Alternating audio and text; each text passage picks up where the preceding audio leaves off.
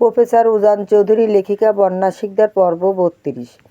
ভোরের স্নিগ্ধ নরম আলোয় চোখ মুখ কুঁচকে নিল মৌ। জানালার পর্দা গুলি আসা সূর্যের তীক্ষ্ণ রশ্মি সরাসরি তার বদ্ধ চোখের পাতায় এসে পড়ায় চরম বিরক্তি নিয়ে পাশ ফিরে শুয়ে পড়ল সে। কিন্তু তাতেও কোনো লাভ হলো না। রুমের অন্য কোনো থেকেও আলোর তীব্র আভা তার চোখে এসে বিঁধছে। মৌ অবশেষে তীব্র বিরক্তি আর আলসেমি নিয়ে ধরফর করে আড়মোড়া ভেঙে বিছানায় উঠে বসল। মাথাটা বড্ড রিমঝিম করছে তার। গতকাল রাত জেগে একটানা পড়ার ধকল সেই এই অবাধ্য শরীরটা নিতে পারছে না, তা বেশ ভালোই টের পাচ্ছে সে। হঠাৎই মাথার ভেতর পরীক্ষা শব্দটা আসতেই এক প্রকার তড়িৎ গতিতে লাফিয়ে উঠল মৌ। ধক করে উঠা বুক নিয়ে দেয়াল ঘড়ির দিকে তাকাতেই তার আত্মারাম খাসা হওয়ার উপশম হলো। ঘড়ির কাঁটায় তখন ঠিক ৯টা বেজে গেছে, অথচ তার পরীক্ষা শুরু হতে আর মাত্র ১ ঘন্টা বাকি। হঠাৎ ঠিক ১০টায় মৌ পাশ ফিরে তাকালো, কিন্তু পুরো বিছানায় উজানকে কোথাও খুঁজে পেল না। একরাশ তীব্র অভিমান আর ক্ষোভ এসে জমা হলো মৌয়ের ছোট্ট বুকটায়।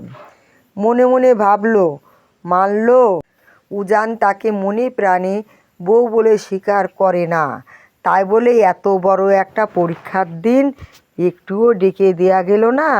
মানুষটা এতটাই নিষ্ঠুর কিভাবে হতে পারে? মৌ আর এক মুহূর্ত নষ্ট না করে তড়িঘড়ি করে খাট থেকে নামতে গেল, কিন্তু তাড়াহুড়োর চোটে গায়ের কম্পরটা তার পায়ের সাথে পেঁচিয়ে গেল।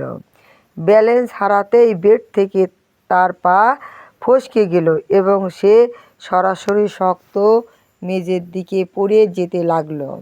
নিশ্চিত যন্ত্রণার ভয়ে মৌ চোখ দুটো শক্ত করে বুজে নিল, কিন্তু পর মুহূর্তেই নিজেকে মেঝেতে আবিষ্কার করার বদলে মৌ টের পেল সে শূন্যে ভাবছে। আর তার অতি পরিচিত মাদকাময় পারফিউমের মিষ্টি ঘ্রাণ নাকে এসে লাগাতেই মৌ পিটপিট করে চোখ মেলে তাকালো। সামনেই উজান তার শক্ত ২ বাহু দিয়ে তাকে পাজা কোলে তুলে ধরে রক্ত চক্ষু নিয়ে তাকিয়ে আছে। উজানের সেই তপ্ত ও রাগী চাউনি দেখেই মৌ চট করে নিজের চোখ নামিয়ে নিল। উজান অত্যন্ত যত্ন সহকারে তাকে বিছানার উপর বসিয়ে দিল, কিন্তু মৌ সেখানে ১ সেকেন্ডও বসল না। উজানের স্পর্শ থেকে বাঁচতে সে এক ছুটে ওয়াশরুমের ভেতর ঢুকে পরাম করে দরজা আটকে দিল। আচমকা ঘটে যাওয়া এই হুটহাট কাণ্ডে উজান কপাল কুঁচকে ওখানেই দাঁড়িয়ে রইল। এই মেয়েটা যে কখন কি করে তার কোনো আগা মাথা উজান চৌধুরী আজ পর্যন্ত আবিষ্কার করতে পারল না। ওদিকে ওয়াশরুমে ঢুকে মৌ আর পেছনের দিকে তাকালো না। সে খুব দ্রুত ফ্রেশ হয়ে নিজের কলেজের ড্রেসটা পরে রুমের ভেতর হাজির হলো। সময় একদম নেই। সে দ্রুত ড্রেসিং টেবিলের সামনে গিয়ে দাঁড়িয়ে কোনো মতে নিজের চুলগুলো বাঁধার চেষ্টা করতে লাগলো, কিন্তু আফসোস, সে কবে নিজ হাতে চুল বেঁধেছে তা তার নিজেরও মনে নেই। সব সময় শাশুড়ি আম্মা নয়তো উজানই তার চুল বেঁধে দেয়, কিন্তু আজ সে উজান চৌধুরীর কাছে সে ভুলেও যাবে না। উনার কোনো সাহায্য সে আজ জীবন গেলেও নেবে না। মৌ নিজে জোর করে চিরুনি চালাতে গিয়ে নিজের অজান্তেই চুল আরও বেশি জটিল করে ফেলল। উল্টো গোড়া থেকে চুল ছিঁড়ে তার চোখ দিয়ে জল বেরিয়ে আসার উপক্রম হলো।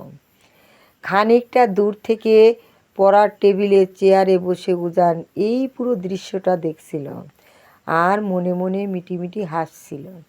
সে হাতের ফোনটা একপাশে রেখে ধীর পায়ে মৌয়ের পেছনে এসে দাঁড়ালো। মৌয়ের হাত থেকে চিরুনিটা কেড়ে নিয়ে সে পরম মায়ায় তার চুল আঁচড়ে দিতে শুরু করলো। মৌ অমনি নিজেকে ছাড়িয়ে দূরে সরে যেতে চাইল, কিন্তু উজান এক টানে তাকে নিজের আরও কাছে এনে কানের কাছে মুখ ঠেকিয়ে ফিসফিসিয়ে আওড়ালো, দিস ইজ টু মাচ পিচ্ছি, একটুও নড়বে না বলছি। দিন দিন বড্ড বেশি ফাজিল আর অবাধ্য হয়ে যাচ্ছ তুমি। কাল জাস্ট পড়াশোনার জন্য 2টো বেতের বাড়ি দিয়েছি, কি দিইনি? তার জন্য কাল থেকে কথা বলা তো দূর, আমার দিকে পাত্তাই দিচ্ছে না কেউ। আমি তো আর অন্য মদখোর স্বামীদের মতো নেশা টেশা করে ইচ্ছে মতো বউ পেটাই না। তাহলে এমন বিহেভিয়ার কেন? হোয়াই? মৌ শক্ত হয়ে মাথা নিচু করে রইল। তার এই থমথমে বিষণ্ণ মুখমাখা দেখে উজানের ভেতরে ভেতরে বড্ড হাসি পাচ্ছিল। সে নিজের ঠোঁটের কোণে হাসিকে আর চেপে রাখতে না পেরে হুট করে ফিক করে হেসে উঠল। উজানের মুখে এই অসময়ে হাসি দেখে মৌ অমনি চোখ রাঙিয়ে আয়নার দিকে তাকিয়ে ঝামটা দিয়ে বলল, আমি কি আপনাকে বলেছি আমার চুল বেঁধে দিতে? হ্যাঁ, বলিনি তো? তাহলে কেন এসেছেন এখানে? দয়া দেখাতে? আর শুনুন প্রফেসর সাহেব, আমি আপনার কোনো বউটৌ নই। সেই জন্য আমার গায়ে হাত তোলা বা শাসন করার আপনার কোনো রাইট নেই। আমার যা ইচ্ছে আমি করব, তাতে আপনার কি? আমাকে ভালোবাসা মানুষের বড্ড অভাব পড়েছে, তাই না? জাস্ট একটা হাই দিলে 1000টা ছেলের লাইন লেগে যাবে আমার পেছনে, আর উনি এসেছেন আমার সাথে ঢং করতে। হু, দেখি সামনে থেকে সরুন, আমার পরীক্ষা দিতে লেট হয়ে যাচ্ছে। মৌয়ের মুখ থেকে অন্য ছেলেদের লাইনের কথা শুনতেই হুট করে বিদ্যুৎ গতিতে উজানের পুরো শরীর শক্ত হয়ে গেল। সে এক ঝটকায় মৌয়ের কোমর চেপে ধরে নিজের চওড়া শক্ত বুকের সাথে তাকে একদম পিষে মিশিয়ে নিল। সকাল সকাল মেয়েটির মুখ থেকে এমন তেরো আর আলগা উত্তর শুনতে উনার বিন্দুমাত্র ভালো লাগছিল না, কিন্তু উজান রাগ করতে গিয়েও পারল না, কারণ সে খুব ভালো করেই জানে কাল রাতে মেয়েটার মনে সে গভীর আঘাত করেছে, তাই এই অভিমানটুকু তার প্রাপ্য। মৌ উজানের এই অনাকাঙ্ক্ষিত শক্ত বাঁধন থেকে নিজেকে মুক্ত করতে আপ্রাণ ছটফট করতে লাগলো, কিন্তু একজন সিআইডি অফিসারের শক্তির কাছে তার এই ছটফটানি সম্পূর্ণ বৃথা গেল। মৌ এবার নিজের রাগ আর অভিমান ধরে রাখতে না পেরে ডুকরে কেঁদে উঠল, ছাড়ুন আমাকে, আপনার স্পর্শ আমার অসহ্য লাগছে। উজান মৌয়ের চোখের দিকে নিজের ধারালো দৃষ্টি স্থির করে খুব ধীরে কণ্ঠে শুধালো, মাত্র এক রাতেই কি আপনার সব গভীর ভালোবাসা শেষ হয়ে গেলেন ম্যাডাম? এই কি আপনার সেই চিরকালের জন্য আঁকড়ে ধরে রাখার ভালোবাসা? মৌ নিজের চোখ দুটো নিচের দিকে নামিয়ে একরাশ বিষণ্ণতা আর তাচ্ছিল্য মেশানো মুখে উত্তর দিল, আমি দুনিয়ার কাউকেই ভালোবাসি না, ছাড়ুন আমাকে। মৌয়ের মুখ থেকে এই কাউকেই ভালোবাসি না কথাটি শুনে উজানের ভেতরের পুরুষালী অহংকারটা চট করে মাথাচাড়া দিয়ে উঠল। সে মৌয়ের কোমর থেকে নিজের হাত সরিয়ে নিয়ে বেশ কঠিন ও গম্ভীর গলায় বলল, আচ্ছা যান, ছেড়ে দিলাম আপনাকে। এই বলে উজান আর এক মুহূর্ত রুমে না দাঁড়িয়ে গটগট করে কক্ষ ত্যাগ করল। মৌ স্তব্ধ হয়ে উজানের চলে যাওয়ার দরজার দিকে তাকিয়ে রইল। মানুষটা এতটা নির্বোধ কিভাবে হতে পারে? একটা মেয়ে যে শুধু নিজের ভেতরের তীব্র অভিমান থেকে এই সামান্য কথাটা বলেছে, তা লোকটা নিজের মুখে ভাষা দিয়ে বিশ্বাস করে ওভাবে চলে গেল। মৌ একটা তপ্ত দীর্ঘশ্বাস ফেলে কোনো মতে নিজের চোখটা মুছে নিজেকে স্বাভাবিক করার চেষ্টা করলো।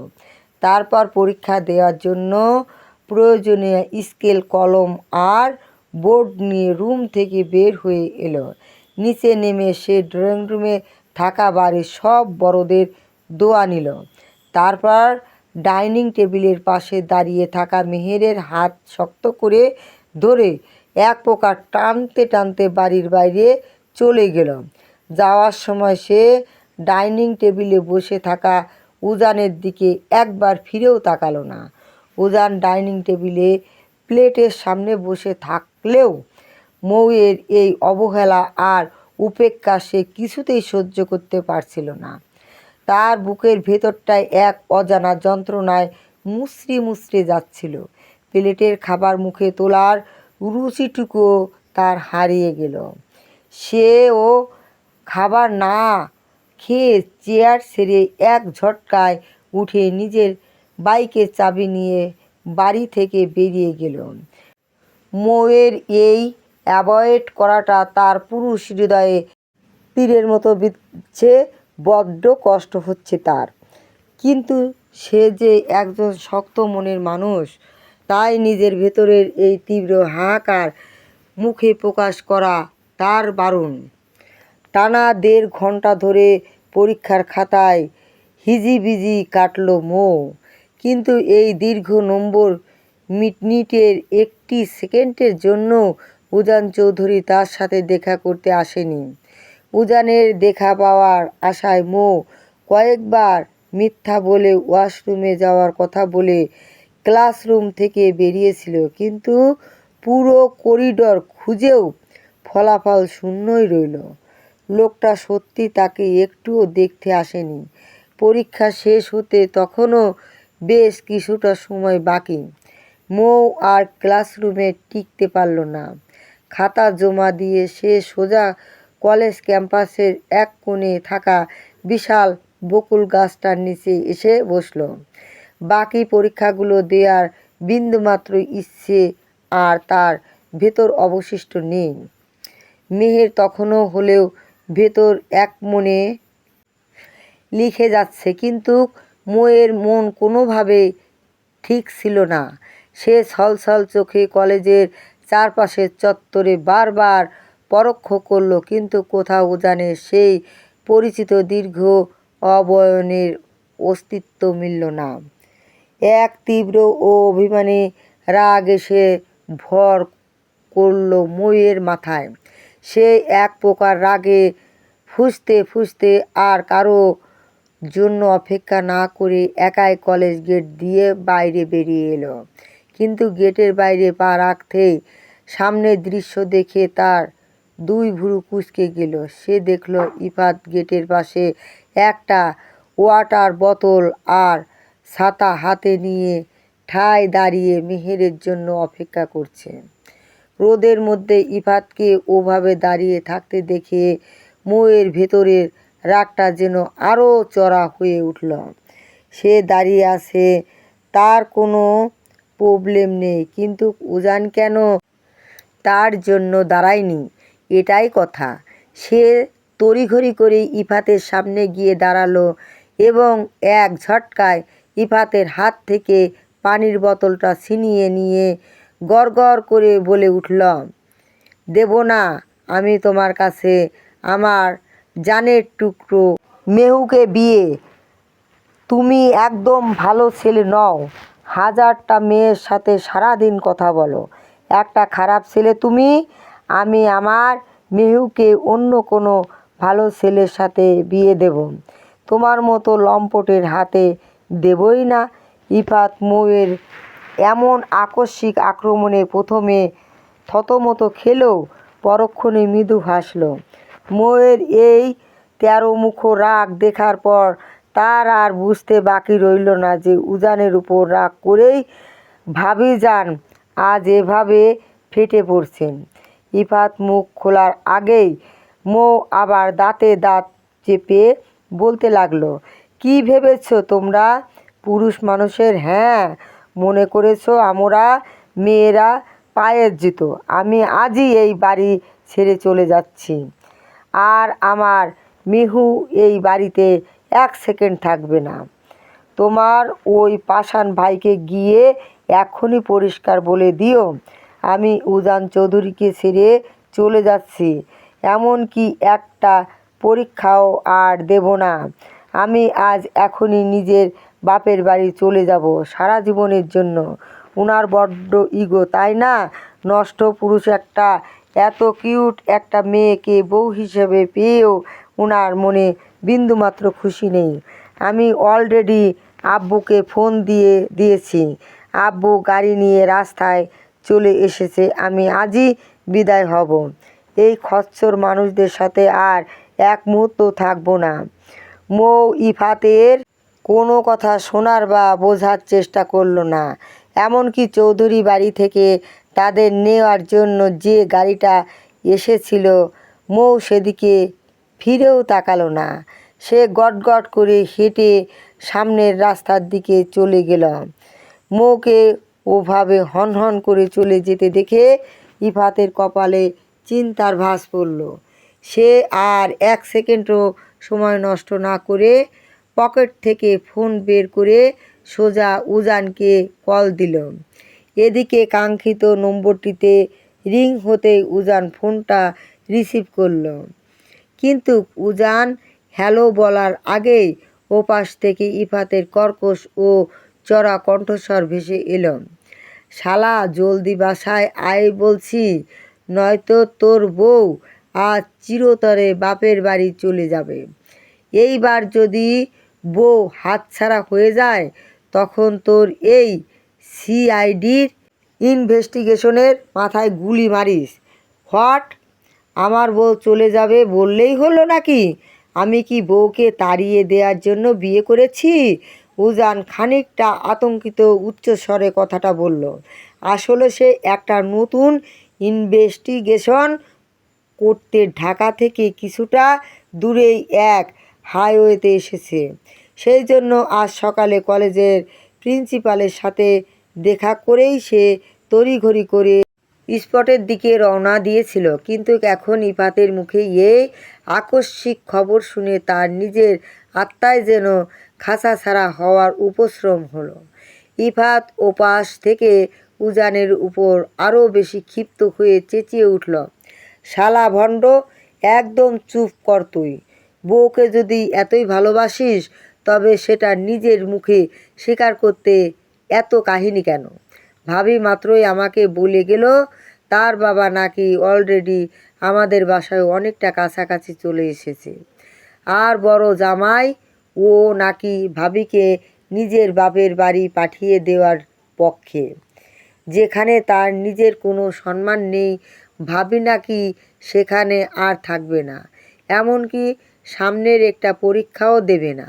শালা, বউয়ের পরীক্ষার জন্য এতদিন এত নাটক করলি, এবার হাত থেকে বউটা চলে গেলে বুঝবি যৌবনের ঠেলা কাকে বলে। আমি এখানে দিন রাত এক করে পুলকন্যাকে নিজের ঘরে তোলার স্বপ্ন দেখছি, আর এই সাওয়ার নাতি ঘরে এক অপ্সরী বউ থাকতেও নজর দেয় না। সি, রাখ ফোন। এই বলেই ইফাত রাগের কারণে খট করে ফোনের লাইনটা কেটে দিল।